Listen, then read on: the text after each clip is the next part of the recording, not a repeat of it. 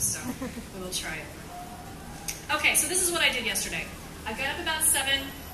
I went for a walk to exercise. I got dressed. I came to work. I taught a class. I had lunch. I spent some time reading chapters. I did some research. I taught another class. I had dinner. I went home. I spent a lot of time working. How many of you went to class yesterday? How many of you ate meals? Hung out with friends? Watched TV? How many of you spent some time thinking about sexual violence yesterday? How many of you spent some time actually working on behalf of victims or survivors yesterday? And if you feel guilty by not raising your hands, don't, because I didn't very much either other than writing the speech. And I know better because I'm a rape survivor. 30 years ago, I was sexually assaulted by someone I knew and someone I thought I could trust. When I started telling people about my experiences, nobody believed me.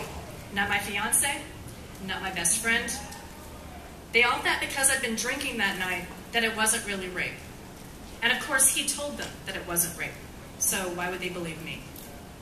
So for several years, I believed them, sort of. I knew my truth, but I also believed in some way that it was my fault. So I let them have their opinion, and I kept mine to myself. I went on to live my life. I finished college, I got married, I had a baby, I got divorced, and then I started graduate school. And somewhere during graduate school, I started learning about feminism. I started learning about women's violence against women. I started learning about ways of thinking about my experience differently. And I also learned that I no longer had to trust my ex-husband's opinion about what had happened to me. And I no longer had my ex-best friend's voice in my head shaming me for what had happened that night. So I started verbally calling my experience rape. I was raped. I'd been drinking. I said, stop. He didn't stop. I cried. I was raped. I shared my story at that time with people that were close to me. I incorporated my experiences into my scholarship, and I enhanced my understanding of what I was reading by my own experiences. And then I went on with my life. I got remarried. I had another child. I finished my master's degree. I got a job. Rape became an academic topic that I studied, and a distant memory that I didn't really like to dwell on very much. My real life was something different. But then I ran into my rapist 9 years after the rape.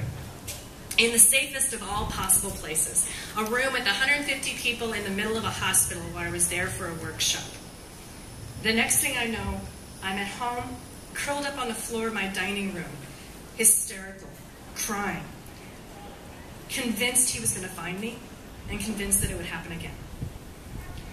My current husband, rushing home after the frantic phone call that I made to him, held me until I calmed down, and then offered to take me to a counselor. Those were a really, really rough couple of months. I did not know how to reintegrate with what I was going through. 9 years after I thought it was over. So I went back to living my life again. But this time, things were different. I knew this time. I understood this time. I understood that it's not over and it has to be stopped. 30 years ago, I was raped, and it's still with me. This knowledge of my own loss, the knowledge of my own negation, my shame, my anger, and my frustration in not being believed. I have to stop others from feeling this. We have to stop others from feeling this. We have to open our eyes to ways that we can make a difference in our lives, that we can change the trajectory, that we can prevent other women from feeling this way.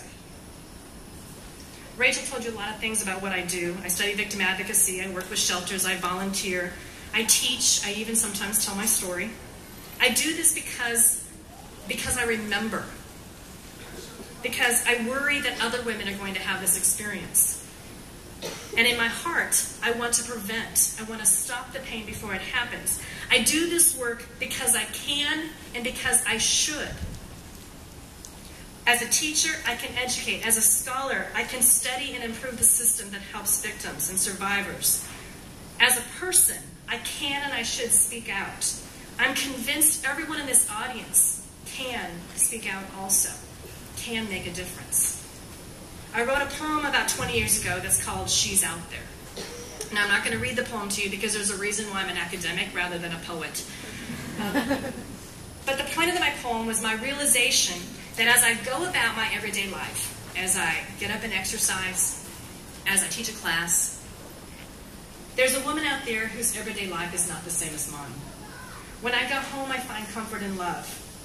I don't find violence and threats of violence. When I'm walking on the streets, I'm not whistled at or made threats of. I'm not followed when I go out for drinks. I'm not being raped by someone that I trust. But she's out there. The 16-year-old girl from Steubenville, Ohio, was raped by 2 football players and had to watch images of her victimization shared among her friends. Allies of the rapists threatened her. Her name was announced on national TV. Keep in mind, she's 16 years old. Commentators, media commentators, bemoaned the penalties that were given to the convicted rapists. She's out there. My former student, who never had told anyone before me that she'd been assaulted by a basketball player. But that was why she decided on a career path to change campus athletics, to get rid of violence. Let's not sugarcoat this. Trying to make my fiance feel better 30 years ago, I said I was sort of raped.